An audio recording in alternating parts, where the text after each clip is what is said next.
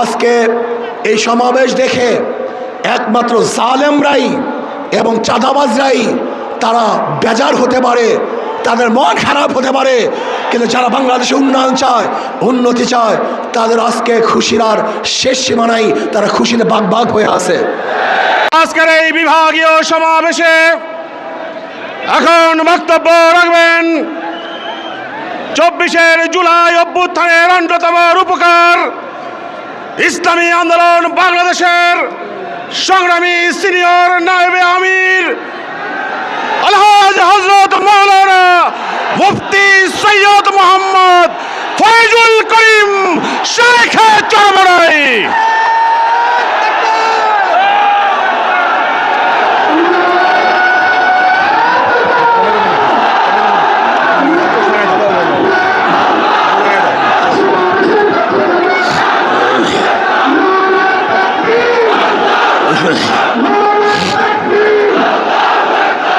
আসসালামু আলাইকুম।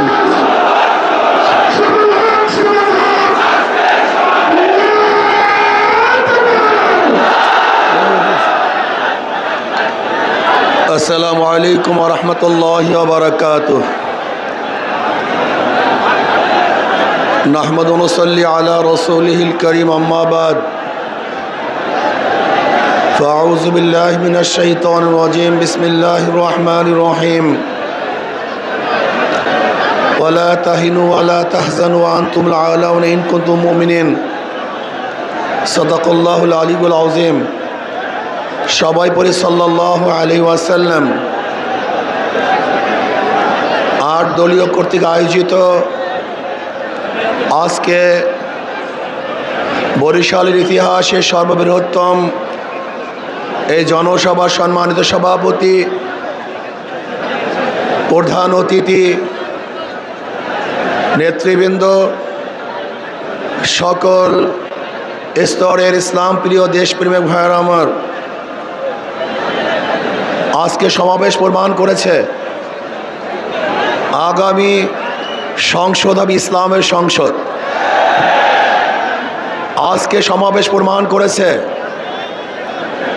বিগত দিনের যত বন্দোবস্ত ছিল সব মানুষ ভুলে গিয়ে নতুন এক সমাজের অপেক্ষায় আছে। সেই সমাজ হবে ইসলামের সমাজ। কোরআন ও সুন্নাহর বিধান, কোরআন ও সুন্নাহর আইন বাংলাদেশে প্রতিষ্ঠিত হবে। কোরআন ও সুন্নাহর আইন প্রতিষ্ঠিত হলে সাম্যতা রক্ষা হবে, মানুষের মধ্যে বৈষম্য থাকবে না। বাংলাদেশের একজন মানুষও ক্ষুধার্তহীন থাকবে না, বাংলাদেশের মানুষ বস্ত্রহীন থাকবে না, আমার বাংলাদেশের কোনো মানুষ গৃহহীন থাকবে না। যদি ইসলামী হুকুমত হয়, বাংলাদেশের একজন মানুষও চিকিৎসাবিহীন মারা যাবে না ইনশাআল্লাহ। যদি ইসলামী হুকুমত হয়, তাহলে বাংলাদেশের মানুষগুলি শৌকিয়ত করে বাঁচতে পারবে। এই ভূখণ্ডের দিকে কেউ আঙ্গুল তুলে তাকাতে পারবে না। যদি ইসলামী হুকুমত হয়, বাংলাদেশের একটা টাকা বিদেশে পাচার হবে না। যদি ইসলামী হুকুমত হয়, কোনো জালেম বাংলাদেশে জুলুম করতে পারবে না। যদি ইসলামী হুকুমত হয়, বাংলাদেশের খেটে খাওয়া মানুষগুলি, যারা শ্রমিক, তাঁতি, জেলে, কামার, ঋষি, মজদুর, শ্রমিক, প্রত্যেকটা শ্রমিকের ন্যায্য অধিকার প্রদান করা হবে। আমার মা বোনদের ইজ্জত আবরুকে রক্ষা করা হবে। বাংলাদেশের অন্যায় করে বিচার হবে না, সমস্ত বিচারালয়গুলি স্বাধীনভাবে বিচার করবে। বাংলাদেশে কেউ খাবে কেউ খাবে না, তা হবে না, তা হবে না। ইসলামী হুকুমত হয়, কেউ 10 তলায় আর কেউ নিচতলায় হবে না। তাও দস্তারখানে হাজার রকমের খাদ্য থাকবে, আর কেউ না খেয়ে ধুকে ধুকে মারা যাবে। এক মুঠা খাদ্যের জন্য ওই ডাস্টবিনে কাক কুকুরের সাথে লড়াই করবে। এই দৃশ্য বাংলাদেশের মানুষের দেখবে না ইনশাআল্লাহ। ইসলামী হুকুমত হয়, আজকে ক্ষুধার তাড়নায় তার বাচ্চাদেরকে মা এবং বাবা বিক্রি করবে না। যে ইসলামী হুকুমত হয়, তাহলে ক্ষুধার তাড়নায় সমস্ত বংশের সমস্ত পরিবারের লোকগুলি একত্রিত হয়ে আর কোনোদিন আত্মহত্যা করবে না। যদি ইসলামী হুকুমত হয়, এদেশের হিন্দু, বৌদ্ধ, খ্রিস্টানরা তাদের স্বাধীনভাবে ধর্ম পালন করবে, বাধা দেওয়ার মতো কেউ থাকবে না। ইসলামী হুকুমত হয়, প্রত্যেকটা খ্রিস্টান, হিন্দু, বৌদ্ধরা তাদের ব্যবসা প্রতিষ্ঠানগুলি নির্বিঘ্নে ব্যবসা করবে। সেখানে গিয়ে কেউ চাঁদা তোলার সাহস কেউ দেখাতে পারবে না।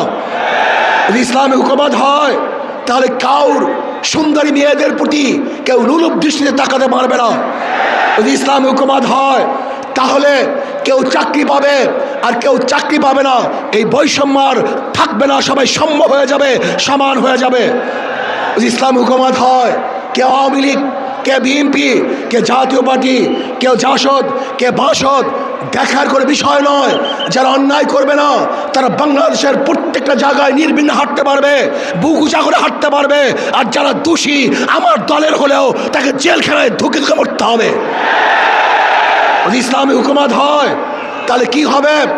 কাঁদবো, সবাই সমৃদ্ধভাবে একই সাথে কাঁদবো, হাসবো, সবাই একই সাথে হাঁটবো, খাবো একই সাথে খাবো, বস্ত্র পরিধান করবো, সবাই একই সাথে বস্ত্র পরিধান করবো, থাকবো তো সবাই একই সাথে বসবাস করবে ইনশাআল্লাহ। ইসলাম হুকুমত হয়, আমি সেই দিনের অপেক্ষা আছি যেই দিন দেখব আমাদের বাংলাদেশের প্রত্যেকটা নাগরিক দরিদ্র সীমার উপরে চলে গেছে। আমার বাংলাদেশের একজন মানুষও ক্ষুধার্ত নাই, বস্ত্রহীন নাই, চিকিৎসাহীন কেউ ধুকে ধুকে মরবে না। বাংলাদেশের গরিব সন্তানগুলি যারা মেধাবী, উচ্চ শিক্ষার জন্য তাদের আর চিন্তা করতে হবে না, সরকারি খরচে সর্বোচ্চ শিক্ষা দেওয়ার ব্যবস্থা সরকার করবে ইনশাআল্লাহ। আমরা কি দেখতে চাই? এমন এক সমাজ দেখতে চাই যে সমাজের মধ্যে থাকবে সাম্য, মানবিক মর্যাদা, সামাজিক ন্যায় বিচার।